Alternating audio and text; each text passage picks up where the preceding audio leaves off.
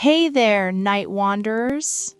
Welcome to the Sleepless History Lab, where we study the past from the quiet side of night. While the world around you is still awake, or perhaps already asleep, we will slowly journey into a distant past, so distant that time seems to dissolve all the anxieties in your mind.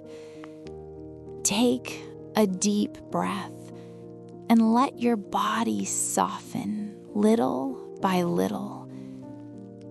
Tonight, we will enter a civilization not only magnificent, but also full of beauty, art, and serenity. That civilization is the Tang Dynasty. Chapter 1. Imagine standing before the east gate of Chang'an, a city that was once the world's greatest center. The gate is high, so high that it seems to touch the night sky. Red lanterns hang on each side, waving gently in the gentle spring breeze.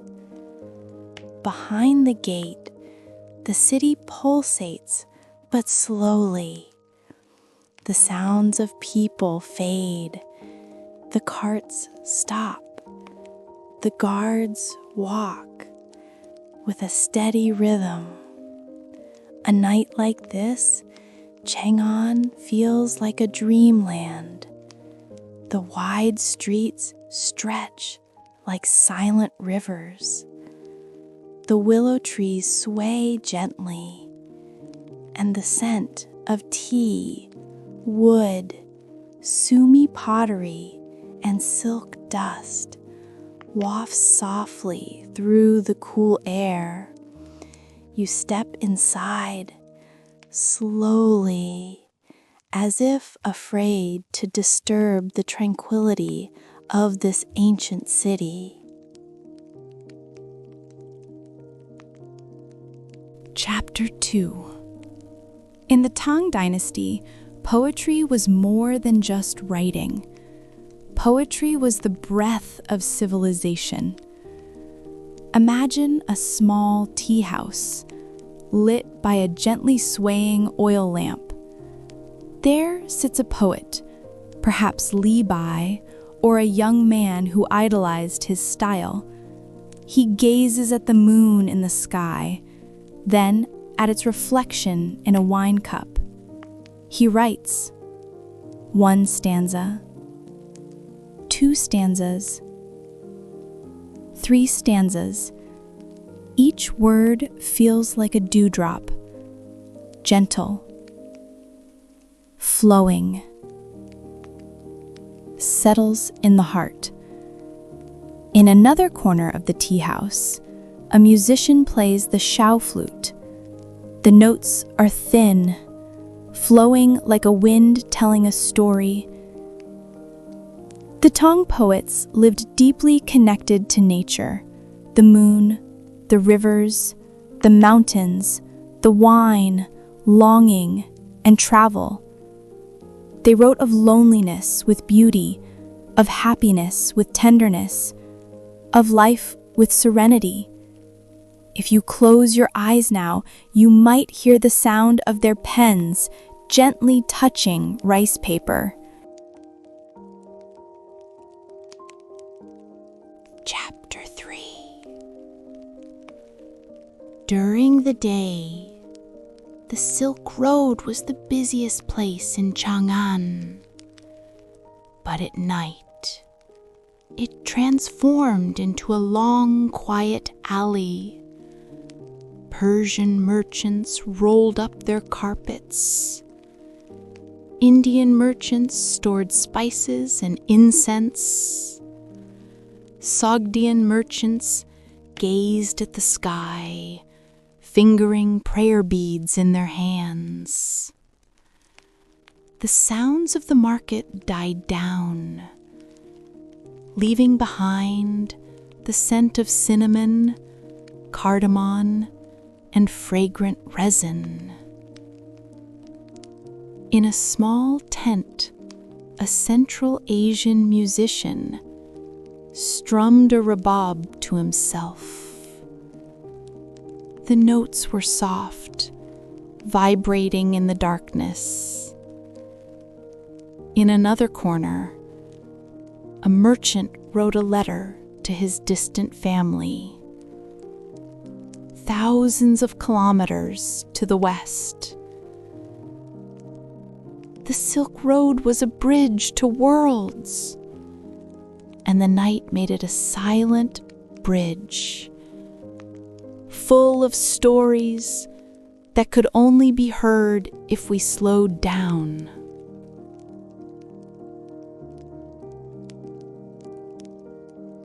Chapter 4. Let's walk to the outskirts of town, to a deserted stone building, a Tang Dynasty observatory. A young astronomer is lighting an oil lamp. The light is dim, like a tired firefly. Before him is a scroll of paper with star patterns. He traces the lines of the stars with a small brush.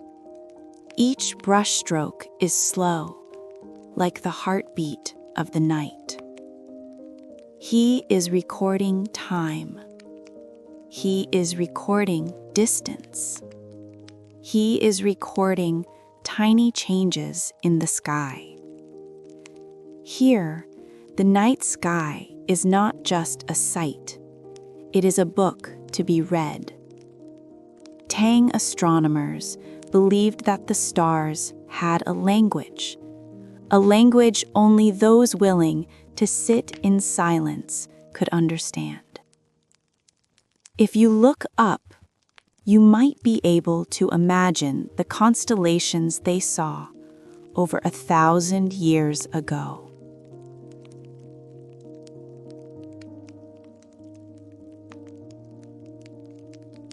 Chapter 4.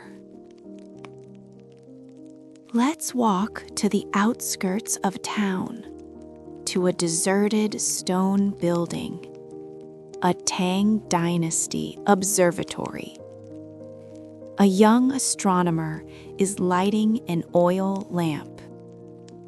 The light is dim, like a tired firefly. Before him is a scroll of paper with star patterns. He traces the lines of the stars with a small brush. Each brushstroke is slow, like the heartbeat of the night. He is recording time. He is recording distance. He is recording tiny changes in the sky. Here, the night sky is not just a sight. It is a book to be read. Tang astronomers believed that the stars had a language only those willing to sit in silence could understand. If you look up, you might be able to imagine the constellations they saw over 1,000 years ago.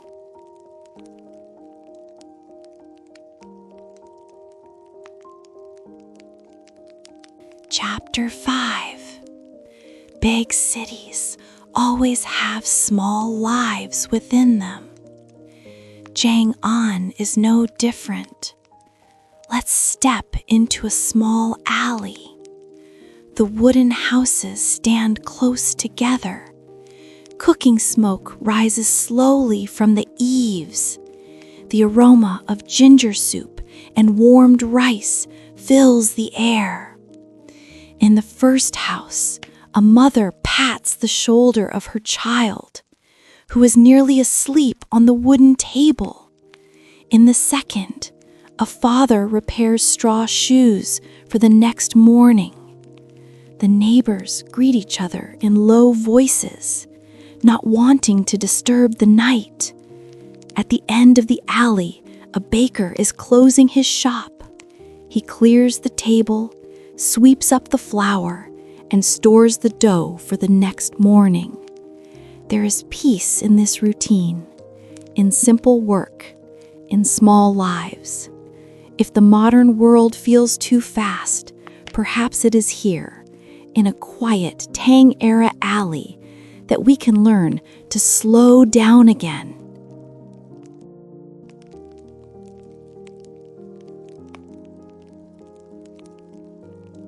Chapter 6. The Tang Dynasty was one of the most brilliant, but even the greatest lights slowly fade. The An Lushan rebellion shook the nation. Power fractured. Prosperity declined. But tonight, we don't see that chaos. We only see how glory slowly fades, quietly, without a sound. Imagine the once bustling palace, now quieter. The lights in the royal hall go out one by one. The music stops. The poetry ceases. Like a grand feast, finally reaching its end. It's not sad.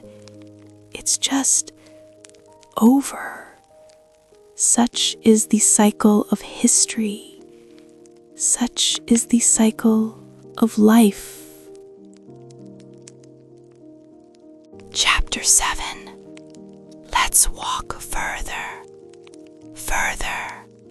Along the long nighttime version of Chang'an, the main streets are vast and empty. The plaza resembles a sea of stone. The massive pillars of the temples resemble sleeping giants. Every now and then, we encounter a city guard walking with a lantern. The light creates a small circle. In the soft darkness, the night breeze carries the sound of a flute from afar, perhaps from a nobleman's residence, perhaps from a musician who hasn't slept yet. In the sky, a thin mist slowly moves. The scent of wild lavender and pine wood wafts from the palace gardens. The longer we walk, the lighter our minds feel, as if the city has lifted a little weight off our shoulders.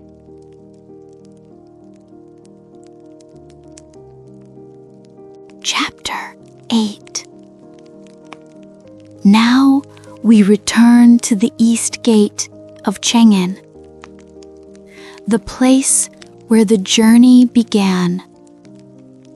The lanterns still sway, even though the night is deepening.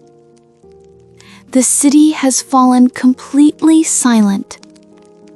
It's as if Chang'an itself is asleep.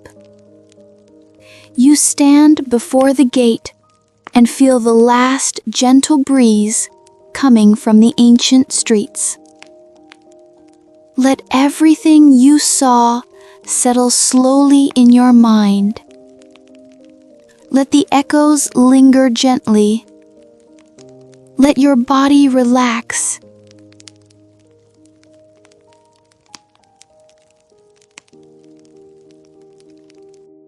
The night grows quieter. The sounds of the world fade. If your eyes grow heavy, let them close of their own accord. Let the light of the Chang'an lanterns be the last lights to go out in your imagination. You are safe. You are at peace. And you have enough for today.